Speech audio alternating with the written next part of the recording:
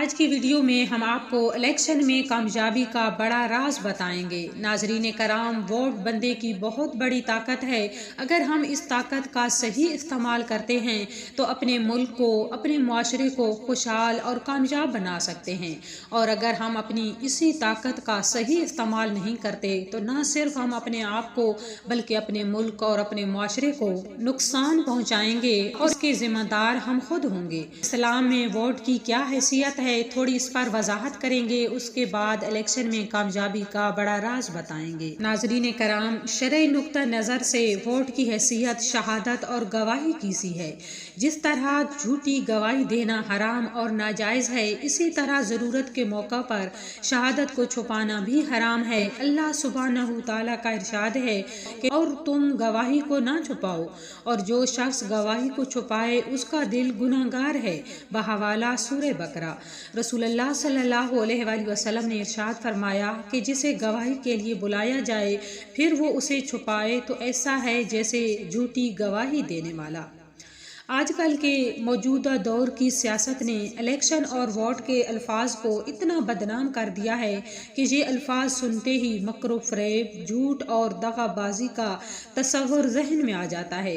اس لیے اکثر لوگ ووٹ دینے کی جھنجٹ میں نہیں پڑتے۔ اسی طرح بعض لوگ دین کو صرف نماز اور روزے کی حد تک محدود سمجھتے ہیں، اور سیاست اور معیشت، کاروبار اور تجارت کے کاموں کو دین سے بالکل الگ تصور کرتے ہیں۔ ایسے لوگ یہ سمجھتے ہیں کہ الیکشن اور ووٹ کی سیاست کا دین اور مذہب سے کوئی تعلق ہی نہیں۔ یاد رکھیں، انتخابات اور ووٹ خالصتاً دنیاوی معاملہ نہیں، بلکہ ووٹ ایک شہادت اور گواہی ہے۔ قرآن و حدیث کی گواہی سے متعلق تمام احکام اس پر لاگو ہوتے ہیں۔ ووٹ کو ضائع کر دینا دینداری کا تقاضا نہیں، بلکہ ووٹ کا زیادہ سے زیادہ درست اور صحیح استعمال کرنا ہر مسلمان پر فرض ہے۔ ناظرین کرام، ووٹ کا سوچ سمجھ کر استعمال کریں۔ ووٹ اس شخص کو دیں، اس پارٹی کو دیں جو ہمارے دین کے ساتھ، ہمارے ملک کے ساتھ مخلص ہو۔ ناظرین کرام، اگر ہم اپنے ووٹ کا صحیح استعمال کریں گے، کسی کے دباؤ میں یا کسی لالچ میں آ کر اپنے ووٹ کو ضائع نہیں کریں گے، اور قابل اور باصلاحیت شخص کو اگر ووٹ دیں گے تو انشاءاللہ تعالی ہمارا ملک کامیابی اور کامرانی پر گامزن ہوگا۔ تو ہم آپ کو الیکشن میں کامیابی کا بہت بڑا راز بتائیں گے۔ توجہ کے ساتھ سنیے۔ جو لوگ الیکشن میں نامزد ہو چکے ہیں، یا جو لوگ جس پارٹی کو جتانا چاہتے ہوں، یا ووٹر کے فیملی ممبر ہوں، ان سب کے لیے یہ وظیفہ ہے۔ اس وظیفہ کو 5 نمازوں کے ساتھ کرنا ہے۔ کرنا کیا ہے کہ جب آپ نماز ادا کریں، دعا کے لیے ہاتھ اٹھائیں تو یہ الفاظ 3 مرتبہ دہرائیں۔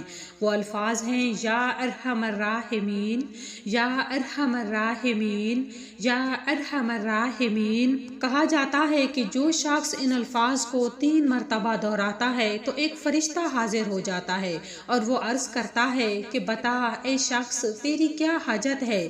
کہ ارحم الراحمین یعنی ہمارا رب تیری طرف متوجہ ہے، مانگ کہ تو کیا مانگتا ہے۔ اپنی دعا میں ان الفاظ کو 3 مرتبہ شامل کرنا ہے۔ اور دوسرے نمبر پر جو وظیفہ ہے وہ یہ ہے: یا بدیع السماوات، یا بدیع السماوات۔ آپ نے اپنی دعا سے پہلے ان کلمات کو 3 مرتبہ دہرانا ہے۔ یا بدیع السماوات کا مطلب ہے اے بغیر ذریعہ کے پیدا کرنے والے، کیونکہ اللہ تعالیٰ ہی ہے جو بغیر ذریعہ کے ہر چیز کو بنا سکتا ہے۔ جیسے حضرت عیسیٰ علیہ السلام کو بغیر باپ کے پیدا فرما دیا، کیونکہ صرف اللہ تعالیٰ ہی کی ذات ہے جو ہر چیز کرنے پر قادر ہے۔ آپ نے انہی الفاظ کے ساتھ اللہ پاک سے دعا کرنی ہے۔ آپ نے ان الفاظ کو صرف زبان سے نہیں دہرانا بلکہ دل سے ادا کرنا ہے۔